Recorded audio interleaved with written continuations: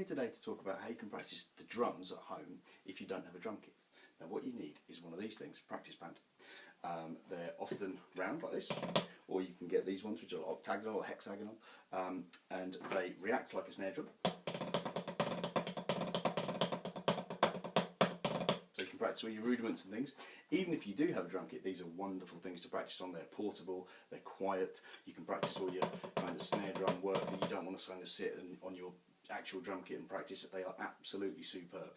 Now you can do all of that stuff, and there's loads of kind of videos on YouTube about kind of, you know, flam accents and whatnot that you need to practice, but you also can practice just your simple beats. So if you think about, if you're playing like an 8-beat or something, and you've got your hi-hat up here and your snare here and your bass drum, and you're playing this rhythm, rather than sort of doing it in mid-air, which is a bit odd, just find a place. Your right hand, so your right hand wherever you put it, doesn't matter if it's crossed over or not, so find a place on the pad for your right hand.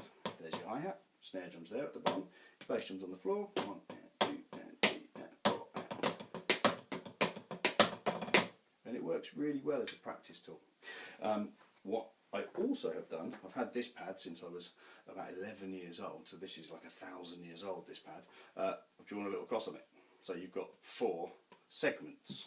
So if I wanted to do a fill that went around the kit, I go like snare, tom, tom, raw. If you like basic fill, hi-hat there, snare there, wherever you want, doesn't matter what you use. I've named the segments, but that doesn't matter, you can change it as you play. Little 16s beat there, hi-hat to the snare, something like that. And that's quite a useful thing to do as well, just so you've got a little movement. Because a little movement on a pad will translate perfectly to a big movement on a drum kit. Because again, coordination is like 100% in your brain, so any little movement is going to help you. It also helps putting accents in. You do a little movement, gets you doing your accents, which is really good. But another thing you can do, if you want to practice at home and all you have is one practice pad, you can build a kit using cushions. So I've brought in a couple of cushions, okay, and you can have your tom 1, your tom 2, I've got a floor tom down there, so if I wanted to do a fill that went around the toms, it works really nicely to just have that movement, which is brilliant. I really like it. Works really well. You could also bring in one here. I've got one just on top of a table, which gives you a kind of hi-hat. So there you can recreate the actual, the physicality of the drum kit, so you've got everything in the right place. So if you wanted to play like a beat,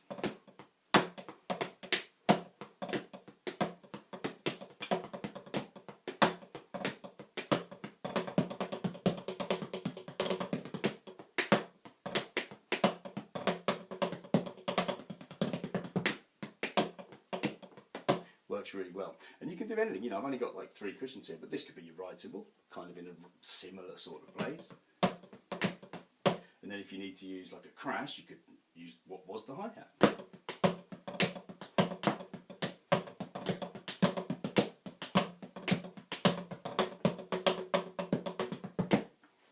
Stop that falling over. And then you want to play along with some music, you can you know, put some earphones in.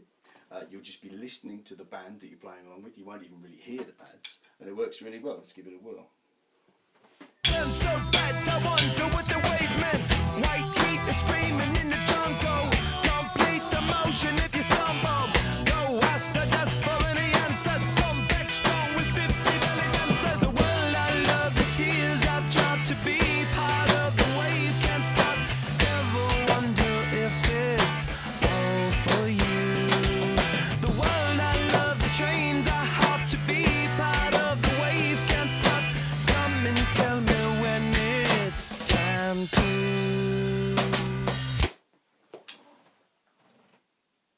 So there you go. Have some fun building some cushion drum kits, and ask permission.